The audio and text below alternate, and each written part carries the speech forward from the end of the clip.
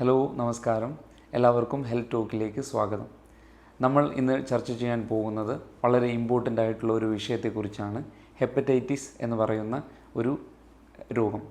നമുക്കെല്ലാവർക്കും അറിയാം, ഹെപ്പറ്റൈറ്റിസ് എന്ന് പറയുമ്പോൾ നമ്മുടെ ലിവറിന്, കരളിന് സംഭവിക്കുന്ന നീർക്കെട്ടാണ്. ഈ നീർക്കെട്ട്, നമ്മുടെ കരൾ എന്ന് പറയുന്നത് വളരെ സങ്കീർണമായിട്ടുള്ള ഒരു അവയവമാണ്.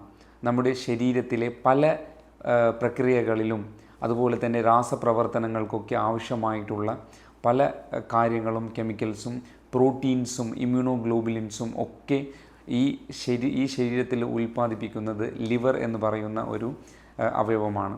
അതുപോലെ തന്നെ നമ്മുടെ ശരീരത്തിൽ അത് മരുന്നായിക്കോട്ടെ, എന്ത് വിഷമായിക്കോട്ടെ, ടോക്സിൻസ് ആയിക്കോട്ടെ, ഇതിനെയൊക്കെ നിർവീര്യമാക്കുന്നത് നമ്മുടെ കരൾ എന്ന് പറയുന്ന ഒരു അവയവമാണ്. അപ്പോൾ വളരെ സങ്കീർണമായിട്ടുള്ള, വളരെ ഇമ്പോർട്ടൻ്റ് ആയിട്ടുള്ള ഒരു അവയവമാണ് കരൾ. ഈ ഹെപ്പറ്റൈറ്റിസ് എന്ന് പറയുമ്പോൾ അതിന് പല കാരണങ്ങളാലും സംഭവിക്കാം. അതായത് കരളിന് നീർക്കെട്ട് വരാനായിട്ട് പല കാരണങ്ങളും ഉണ്ട്.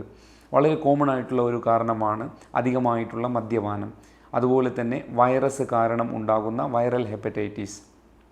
പിന്നെ നമ്മുടെ ശരീരത്തിൽ അധികമായിട്ട് മരുന്നുകൾ, ഡ്രഗ് ഇൻഡ്യൂസ്ഡ് ഹെപ്പറ്റൈറ്റിസ് അല്ലെങ്കിൽ ടോക്സിൻ ഇൻഡ്യൂസ്ഡ്, ടോക്സിൻസൊക്കെ വിഷം ചെല്ലുമ്പോഴൊക്കെ ഉണ്ടാകുന്ന ഹെപ്പറ്റൈറ്റിസ്. വളരെ അധികം അളവിൽ പാരസെറ്റമോൾ എന്ന് പറയുന്ന ഗുളിക വരെ കഴിച്ചാൽ, അല്ലെങ്കിൽ ക്ഷയരോഗത്തിന് കഴിക്കുന്ന ഗുളികകളൊക്കെ കഴിക്കുമ്പോൾ ഈ ഹെപ്പറ്റൈറ്റിസ് എന്ന് പറയുന്ന പ്രശ്നം ഉണ്ടാവാറുണ്ട്. അതുപോലെ തന്നെ അത് അല്ലാതെ ഓട്ടോ ഇമ്മ്യൂൺ ഹെപ്പറ്റൈറ്റിസ്, അതായത് നമ്മുടെ ശരീരം തന്നെ നമ്മുടെ കരളിനെ നശിപ്പിക്കുന്ന ഒരവസ്ഥ, ഓട്ടോ ഇമ്മ്യൂൺ ഹെപ്പറ്റൈറ്റിസ്.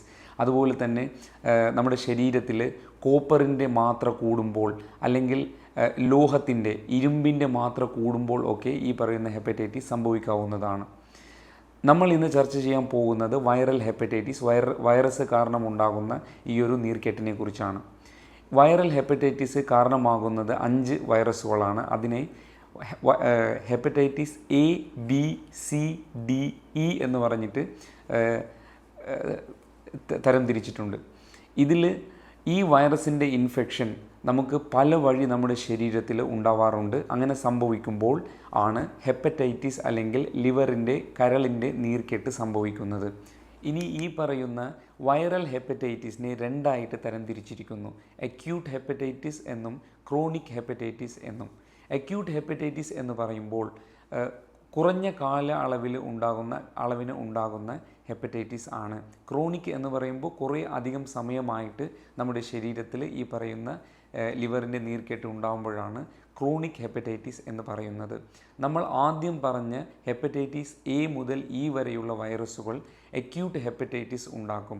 ഏകദേശം ഒരു 6 മാസം കാലയളവിൽ ഈ നീർക്കെട്ടുണ്ടാകുമ്പോൾ അത് അക്യൂട്ട് ഹെപ്പറ്റൈറ്റിസ് എന്നും, അതിനുശേഷവും നമ്മുടെ ശരീരത്തിൻ്റെ പ്രതിരോധ ശക്തി ഈ വൈറസുകളെ ഇല്ലാതാക്കിയില്ലെങ്കിൽ 6 മാസത്തിന് ശേഷം അത് ക്രോണിക് ഹെപ്പറ്റൈറ്റിസ് ആയിട്ടും മാറുന്നു. ഈ പറയുന്ന ഹെപ്പറ്റൈറ്റിസ് എ, ഇ എന്ന് പറയുന്ന 2 വൈറസുകൾക്കും അക്യൂട്ട് ഹെപ്പറ്റൈറ്റിസ് മാത്രമേ ഉള്ളൂ. അത് ക്രോണിക്, അതായത് 6 മാസത്തിന് ശേഷം ഉണ്ടാക്കുന്ന ക്രോണിക് ഹെപ്പറ്റൈറ്റിസ് പൊതുവെ അവർ ഉണ്ടാക്കാറില്ല. എന്തൊക്കെയാണ് ഹെപ്പറ്റൈറ്റിസിൻ്റെ ലക്ഷണങ്ങൾ? ഒരു വൈറസിൻ്റെ പനി സംഭവിക്കുമ്പോൾ ഉണ്ടാകുന്ന എല്ലാ ലക്ഷണങ്ങളും ഇതിലും കാണാവുന്നതാണ്. പനി, മേൽവേദന, അധികമായിട്ടുള്ള ക്ഷീണം, ജോയിൻ്റ് പെയിൻ, നിർത്താതെയുള്ള ഛർദി, നമ്മുടെ കരൾ ഇരിക്കുന്ന ശരീരത്തിൻ്റെ ഈ വലത് മുകൾ ഭാഗത്തിൽ ഉണ്ടാകുന്ന വയറുവേദന, അതുപോലെ തന്നെ മഞ്ഞപ്പിത്തം, ഇങ്ങനെ ഉണ്ടാകുന്ന ഇതൊക്കെയാണ് അക്യൂട്ട് ഹെപ്പറ്റൈറ്റിസിൽ കാണപ്പെടുന്ന ലക്ഷണങ്ങൾ. ക്രോണിക് ഹെപ്പറ്റൈറ്റിസ് എന്ന് പറയുമ്പോൾ അതിന് പ്രത്യേകിച്ച് അധികമായിട്ട് ലക്ഷണങ്ങൾ ഒന്നുമില്ല. മറിച്ച് നമ്മുടെ ശരീരത്തിൽ ഈ വൈറസ് മെല്ലെ ആയിട്ട് നമ്മുടെ കരളിനെ നശിപ്പിച്ചു കൊണ്ടിരിക്കുന്നു. പിന്നെ അത് ലിവർ സിറോസിസ് എന്ന് പറയുന്ന ഒരു വളരെ മാരകമായിട്ടുള്ള ഒരു സ്റ്റേജിലോട്ട് കൊണ്ടുചെന്ന് എത്തിക്കുന്നതാണ്.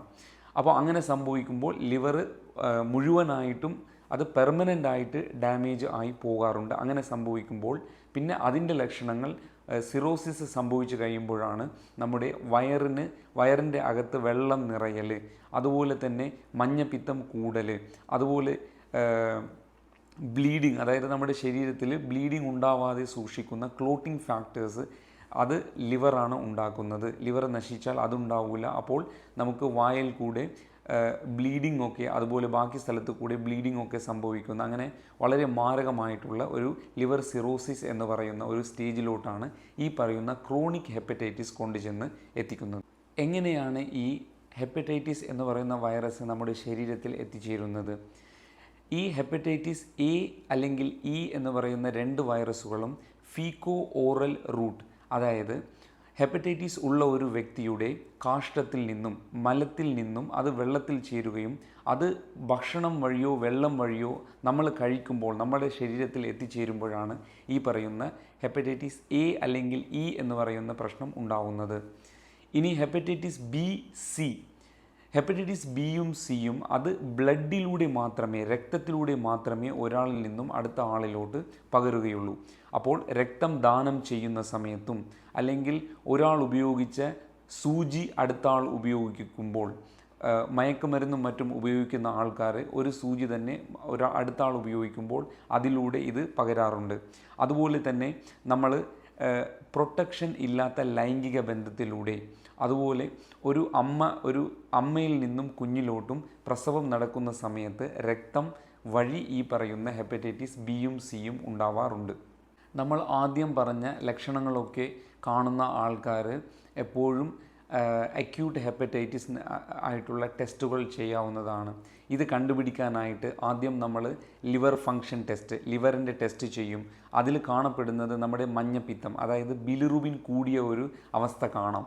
അതുപോലെ തന്നെ ലിവർ എൻസൈംസ്, അത് SGPT, SGOT, ALP എന്ന് പറയുന്ന ലിവറിൽ ഉണ്ടാവുന്ന എൻസൈംസിൻ്റെ മാത്ര ശരീരത്തിൽ, ബ്ലഡിൽ, രക്തത്തിൽ വളരെ കൂടിയതായിട്ട് കാണാവുന്നതാണ്.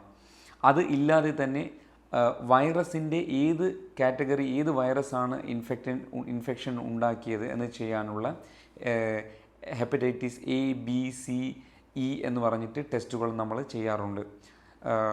അതുപോലെ തന്നെ നമ്മൾ ഈ കരളിന് എത്ര നീർക്കെട്ട് ഉണ്ട്, അത് ലിവറിൽ എത്ര ഡാമേജ് ഉണ്ടാക്കിയിട്ടുണ്ട് എന്ന് അറിയുന്നതിനായിട്ട് ഒരു അൾട്രാസൗണ്ടും കൂടി, വയറിലെ ഒരു അബ്ഡോമൻ അൾട്രാസൗണ്ടും കൂടി നമ്മൾ ചെയ്യാറുണ്ട്.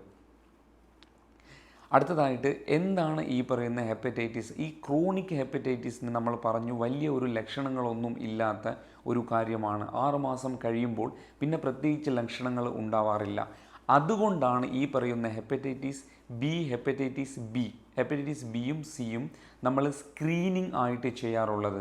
അതായത് എല്ലാവരും ലക്ഷണങ്ങൾ ഇല്ലെങ്കിലും ഒരു പ്രാവശ്യമെങ്കിലും ഹെപ്പറ്റൈറ്റിസ് ബി, സി എന്ന് പറയുന്ന 2 വൈറസിൻ്റെ ഹെപ്പറ്റൈറ്റിസിനും ഒരു സ്ക്രീനിങ് ആയിട്ട് ബ്ലഡ് ടെസ്റ്റ് ചെയ്യുന്നത് വളരെ അനിവാര്യമായിട്ടുള്ള ഒരു കാര്യമാണ്.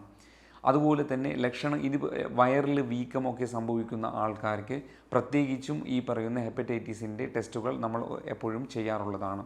ഇനി നമുക്ക് ആർക്കെങ്കിലും ഈ പറയുന്ന ഹെപ്പറ്റൈറ്റിസിൻ്റെ പ്രശ്നം അത് സ്ക്രീനിങ് ടെസ്റ്റ് വഴിയോ അതോ ഈ ലക്ഷണങ്ങൾ കാരണം നമ്മൾ ബ്ലഡ് ടെസ്റ്റ് ചെയ്യുമ്പോഴോ ഇത് ഉണ്ടെന്ന് സ്ഥിരീകരിച്ചാൽ അതിന് ഒരു ഡോക്ടറെ നിർബന്ധമായിട്ടും കാണേണ്ടതാണ്. കാരണം ഇതിൻ്റെ ട്രീറ്റ്മെൻറ്റ് എന്ന് പറയുന്നത് അത് ഡോക്ടർ എപ്പോഴും ആ ഹെപ്പറ്റൈറ്റിസ് അത് അക്യൂട്ടാണോ അതോ ക്രോണിക് ആണോ, പിന്നെ നമ്മുടെ ലിവറിൽ എത്ര നീർക്കെട്ടുണ്ട്, അതുപോലെ തന്നെ നമ്മുടെ ലിവറിൻ്റെ ടെസ്റ്റുകൾ എങ്ങനെയാണ്, അത് എത്ര അധികമാണ് എന്നുള്ളതൊക്കെ നോക്കിയിട്ടാണ് ഇതിൻ്റെ ട്രീറ്റ്മെൻറ്റ് തീരുമാനിക്കാറുള്ളത്.